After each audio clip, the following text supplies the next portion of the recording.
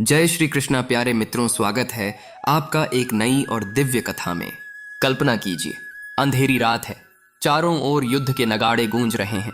अर्जुन अपने रथ पर खड़ा है, सामने अपने ही भाई बंधु खड़े हैं। हृदय कांप रहा है, हाथ से गांडीव छूट रहा है। तभी रथ का सारथी स्वयं श्री कृष्ण उसकी ओर देखकर मुस्कुराते हैं। कृष्ण कहते हैं, हे पार्थ, क्या तू अपने ही मन के बोझ से दबकर पीछे हटना चाहता है? स्मरण रख, यह युद्ध केवल तेरा नहीं है, यह तेरे धर्म, तेरी आत्मा और तेरे विश्वास का युद्ध है। मित्रों, अर्जुन केवल रणभूमि में ही विचलित नहीं था, बल्कि अपने ही मन के युद्ध से हार रहा था। और यही स्थिति आज हमारे जीवन में भी आती है।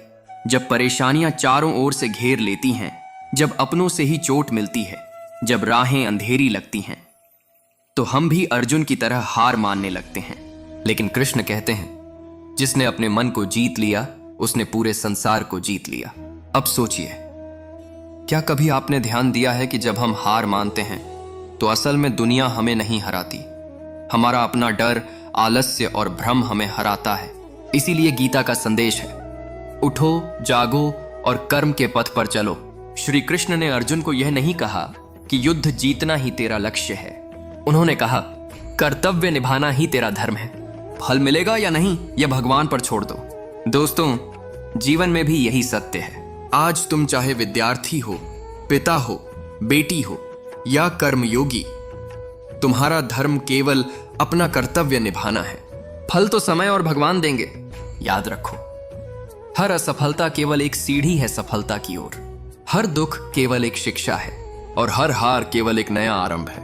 कृष्ण कहते हैं, जो हुआ अच्छा हुआ, जो हो रहा है अच्छा हो रहा है, और जो होगा वह भी अच्छा ही होगा।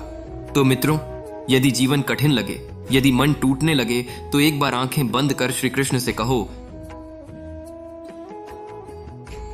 हे नाथ, अब तू ही मेरा सारथी है, मेरी लगामें तेरे हाथ में है, मुझे मार्ग दिखा। और यकीन मानो, जब मन ईश्वर को समर्पित होता है तो जीवन का हर युद्ध विजय में बदल जाता है। यही है श्रीमद् भगवद गीता का दिव्य ज्ञान। कर्म करो, धर्म निभाओ, मन को स्थिर रखो और हर स्थिति में श्री कृष्ण पर विश्वास रखो, क्योंकि कृष्ण केवल युद्ध नहीं जितवाते, वे भीतर की शांति और निर्भीकता भी जगाते हैं। जय श्री कृष्णा।